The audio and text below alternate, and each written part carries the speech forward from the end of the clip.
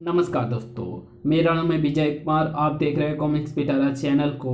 तो चलिए दोस्तों, हम लोग कॉमिक्स पढ़े थे नागराज का अंत, और इसका पहला और दूसरा पार्ट मैंने अपने चैनल पर अपलोड कर दिया है। पहले और दूसरे पार्ट में मैंने इस कॉमिक्स को 40 पेज तक कवर कर लिया था। अब इस पार्ट में इसके आगे कहानी को शुरू करते हैं। अब इसे संभलने का मौका देना बेवकूफ़ी होगी। नागराज के हाथ से छूट पड़े सर्पों ने एक साथ ही अपना विष उसके शरीर में भर दिया। हिस फुस। अपना काम कर सभी सर्प वापस नागराज के जिस्म में समा गए। ये शायद मरने के लिए ही मेरे सामने आया था। फिर नागराज दूसरी टैक्सी पकड़कर एयरपोर्ट पहुंचा। प्लेन द्वारा कुछ ही घंटों का सफर तय करके नागराज बंबई से पहुंचा खजुराहो। सैकड़ों प्राचीन मंदिरों के लिए वर्षों से प्रसिद्ध मेरे सपनों का मंदिर मुझे जरूर यहीं कहीं मिलेगा। उस मुख्य मंदिर की तरफ बढ़ते नागराज के कदम अचानक उस आवाज ने ठिठका कर रख दिए। ठहर जा नागराज, यहाँ कौन आ गया मुझे इस रूप में पहचानने वाला? मैं नागफन, और ये जानकर तुझे सख्त हैरानी होगी नागराज कि तुझको पहचानने वाला ये नागफन इस दुनिया से तेरी पहचान खत्म करके ही जाएगा। ये तो इच्छाधारी नागमानव है, लेकिन इससे मेरी क्या दुश्मनी है, और इसको मेरे यहाँ होने का पता कैसे चला? तड़ाक! आ! भीष्म प्रहार किया था नागफन ने। अब तो नागराज को शुरू होना ही था। तेरे बारे में बहुत से सवाल मेरे मस्तिष्क में घुमर रहे हैं नागफन, और मुझे उम्मीद है तो उनके जवाब पीटे बिना नहीं देने वाला। नागराज के वार से उलट गया नागफन। क्रोधित नागफन ने आश्चर्यजनक तरीके से एक भारी चट्टान को अपने फन से उठा लिया। नागराज, जरा सोच कि बदला ये भारी चट्टान तेरा कीमा बनाएगी या कचूमर निकालेगी। ओह, ये मुझ पर चट्टान फेंकने जा रहा है। नाग रस्सी पर झूलकर बचना होगा, और उसके लिए निकालने होंगे नाग। अरे ये क्या, 10 फुटिए लंबे नाग रस्से निकलने के बजाय मेरे शरीर से सिर्फ एक ही नाग निकला है। उफ, क्या हो रहा है ये? सोच में डूबा हुआ नागराज अगर सोचता ही रह जाता तो फिर कुछ सोचने लायक ना रह गया होता। उफ, बाल बाल बचा। मुझे अपनी नाग शक्तियों का फिर परीक्षण करके देखना होगा। कर इस बार तो और भी गजब हो गया। एक भी नाग नहीं निकला। नाग शक्ति बिल्कुल खत्म। उफ, क्या हुआ है मेरी नाग शक्तियों को? क्यों मेरे शरीर से बाहर नहीं निकल रही है वो? किसी और तरीके से इस नागफन को वश में करना होगा, और वो काम करेगा मेरा ये ओवरकोट। नागराज ने बिजली की फुर्ती से नागफन के घातक फन को ओवरकोट की लपेट में ले लिया। फुस! अब है मेरी बारी एक प्रचंड वार करने की। धड़ाक! और इसके संभलने से पहले ही मैं अपने दांतों को इसके मांस में गड़ा दूं, ताकि मेरे शरीर में बहता जहर इसकी नसों में बहते लहू में मिल जाए और फिर इसे मोम की तरफ पिघला दे। नागराज के विष को पचा जाए। इस धरती के प्राणियों में ऐसी क्षमता कहाँ है? मजबूरी में इसे मारना पड़ा, वरना ये मुझे मार डालता। लेकिन ये था कौन और कहाँ से आया था? उन सवालों का जवाब जो सूझा नागराज को तो बुरी तरह चिहुका वो।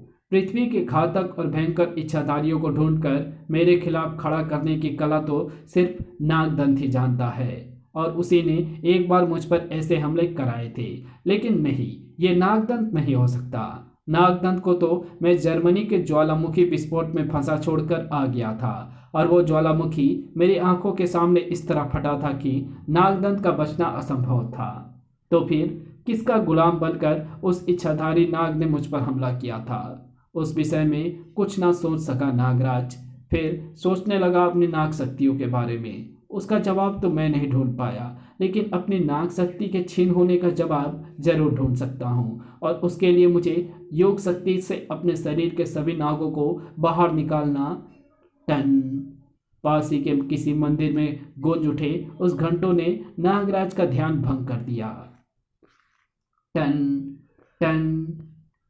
अचानक मंदिर की तरफ बढ़ते नागराज ने अपना रास्ता बदल लिया। ए भाई, सड़क पर देखकर नहीं चलते हो? मरना है क्या? एक झटके से नागराज पीछे घुमा। ओ, ये क्या? इस आदमी की आंखें! बाकी के शब्द उसके गले में अटक कर रह गए, क्योंकि वो हवा में लहरा गया था, और जब तक वो संभलता नागराज उसकी कार लेकर उड़न छू हो चुका था।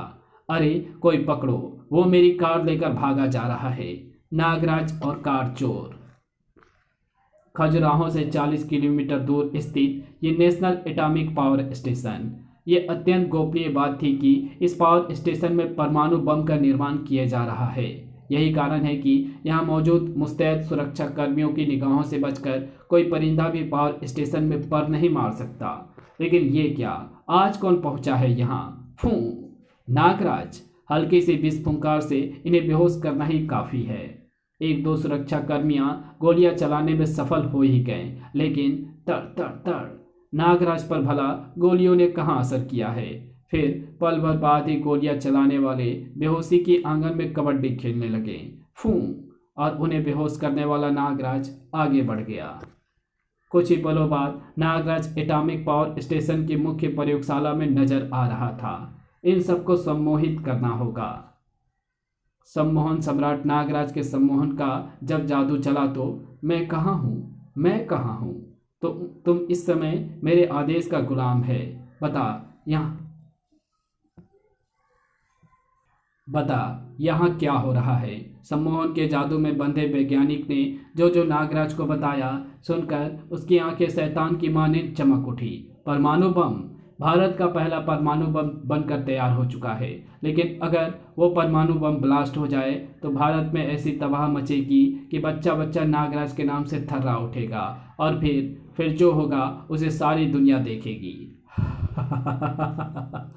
एक पल बाद ही एटॉमिक पावर स्टेशन में गूंज उठे उस तेज सायरन की आवाज़ ने वहां मौजूद प्रत्येक शख्स के रोंगटे खड़े कर दिए।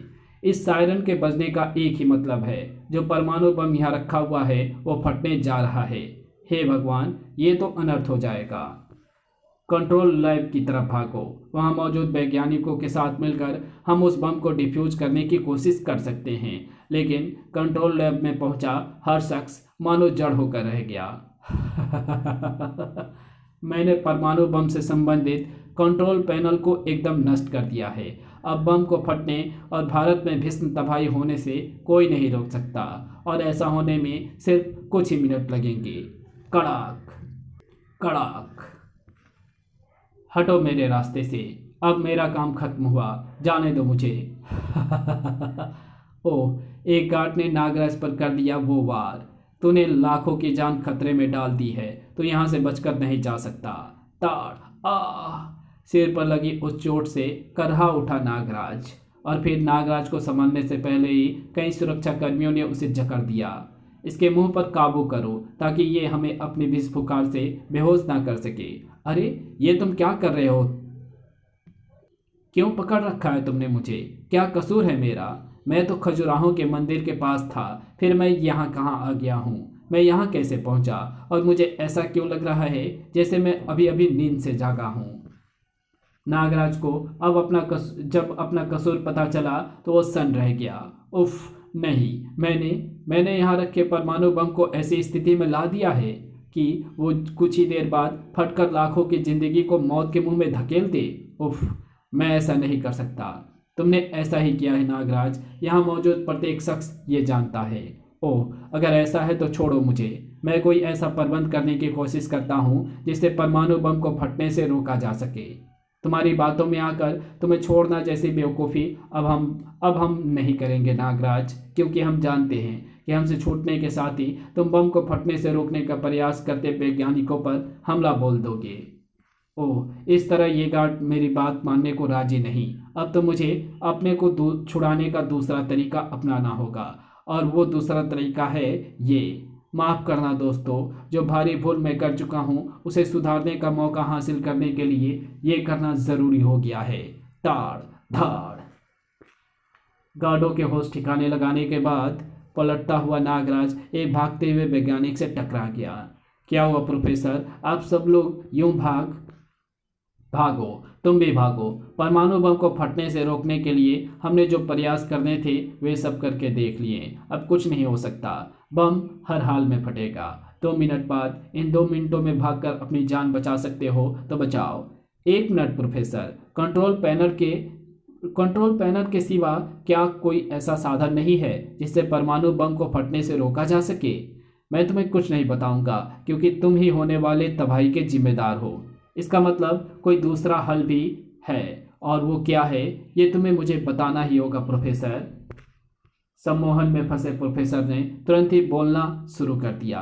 परमाणु बम जहाँ रखा हुआ है ठीक उसके नीचे उसकी पावर बैटरी, कंट्रोल वायरें वगैरह फिट है, जो एक अंडरग्राउंड रास्ते से जाकर हमने वहाँ फिट की हुई है। उस रास्ते से जाकर अगर कोई उस पावर बैटरी और कंट्रोल वायरों को काट दे तो बम को फटने से रोका जा सकता है। लेकिन ऐसा होना इसलिए असंभव है क्योंकि एक तो इस समय तक वहां पहुंचने वाले अंडरग्राउंड रास्ते पर फटने को तैयार परमाणु बम से जनरेट हुई गर्मी का तापमान काफ़ी अधिक हो गया होगा, जिसे आम आदमी नहीं सह सकता। और ऊपर से सिर्फ 2 मिनट में कोई इंसान परमाणु बम के ठीक नीचे फिट उस बैटरी एवं वायरों तक नहीं पहुंच सकता क्योंकि वे सभी बम के काफ़ी अंदरूनी हिस्से में लगी हुई है। वहां तक पहुंचने के लिए काफ़ी सामान को खोलना पड़ेगा, जो इतने कम समय में हरगिज नहीं हो सकता। फिर बताओ कोई मनुष्य वहां तक कैसे पहुंच सकता है।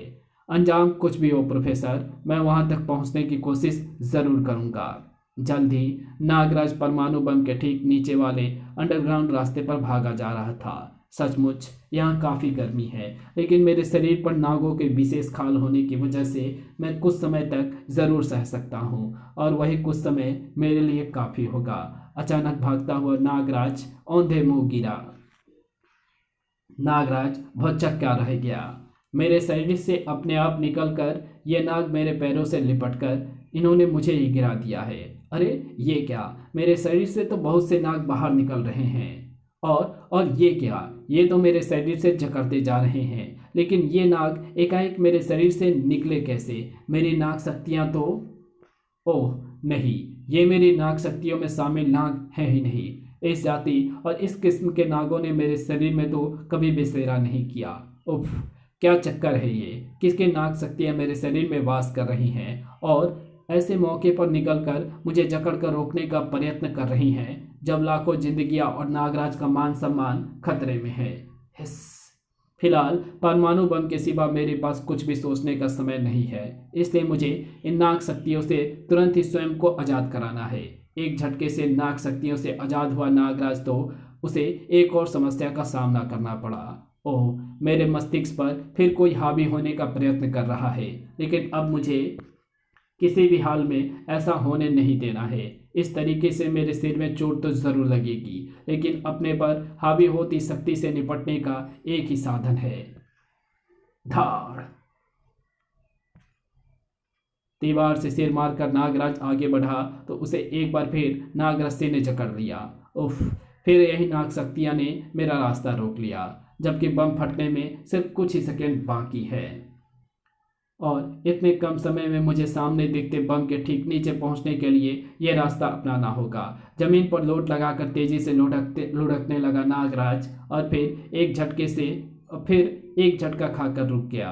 उफ, ढेर सारे नाग मजबूती से उस खंबे से लिपट गए हैं। अगर अब मुझे आगे बढ़ना है तो उन नागों को खंबे से अलग करना होगा। अपनी पूरी शक्ति का इस्तेमाल करके नागराज ने अपनी पूरी ताकत लगा दी, लेकिन वो अपने उद्देश्य में सफल नहीं हो पाया।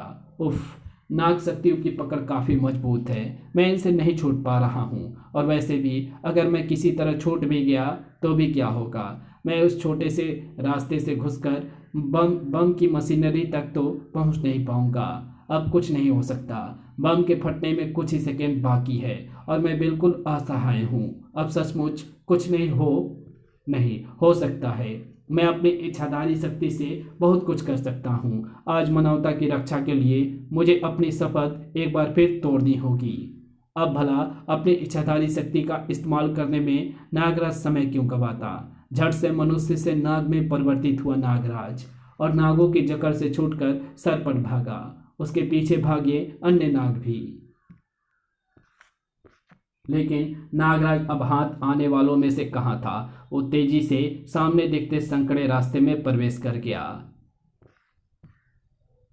बम की मशीनरी में प्रवेश करने के साथ ही अब नागराज को पहला काम करना था पावर बैटरी और कंट्रोल वायरों को काटने का, और इस काम को करने में उसने एक क्षण का 100वां हिस्सा भी तो नहीं गंवाया, क्योंकि वो अच्छी तरह जानता था कि समय गंवाने का एक ही मतलब था, उसकी और लाखों मनुष्य की मौत। लेकिन अब अब खतरा टल चुका था। परमाणु बम निष्क्रिय हो चुका था और इस कारनामे को अंजाम देने वाला था नागराज, जो नाग रूप में संकरे रास्ते से बाहर निकलकर अपने असली रूप में वापस आ गया।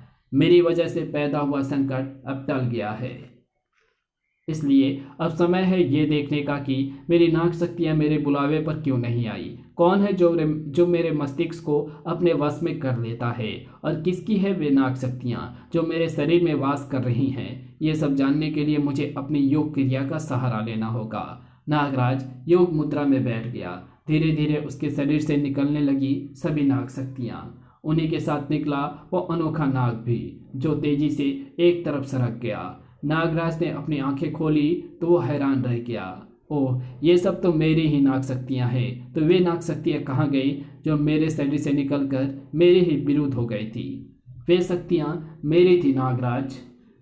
मैं जो तुम्हारे शरीर से बाहर निकला तो वे भी मेरे साथ ही निकल गई। नागदंत, तो तुम? हाँ नागराज, मैं ही तुम्हारी उन नाग शक्तियों के साथ नाग रूप में तुम्हारे शरीर में उस समय समा गया था जब वे मेरे भेजे गए हु को मारकर तुम्हारे शरीर में समाई थी।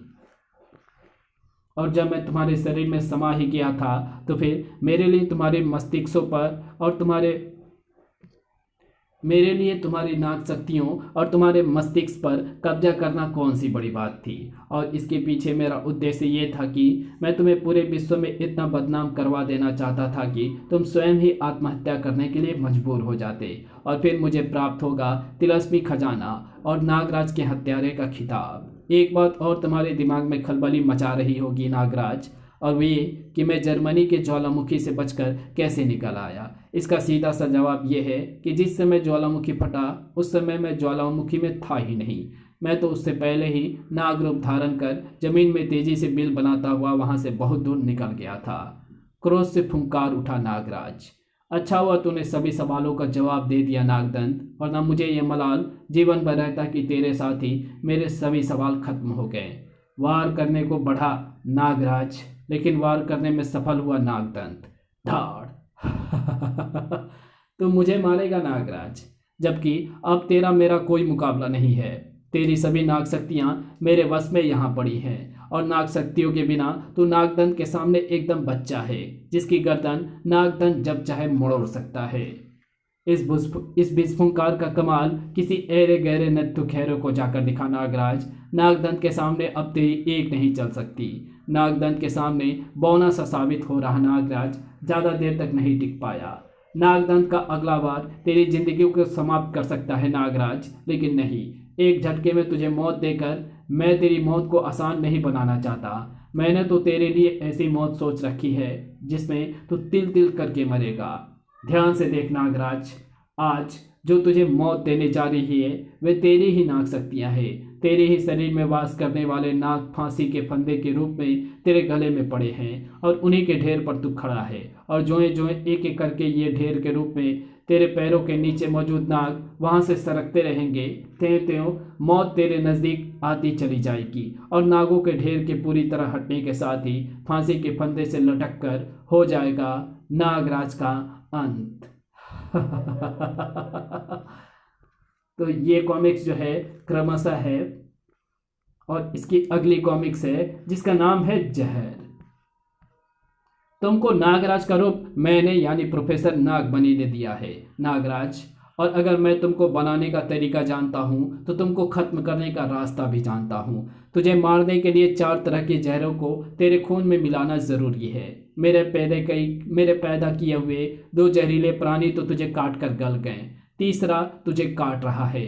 अब जब चौथा जहर तेरे खून में मिलेगा तो साथ ही साथ तेरी आत्मा भी परमात्मा से मिल जाएगी। नागमणि सच कह रहा है, इन 3 जहरों के मिश्रण से मेरे शरीर को लकवा मार गया है। पर वो चौथा जहरीला प्राणी है कौन और कहाँ है? वो चौथा प्राणी जब नागराज के सामने आएगा तो नागराज के साथ आप सबकी आंखें भी फटी रह जाएगी। नागराज का एक जहर बुझा विशेषांक जो खोलेगा कहीं रहस्य की परतें, जिसका नाम है जहर। तो मिलते हैं इसकी अगली कॉमिक्स जहर में, तब तक के लिए बाय।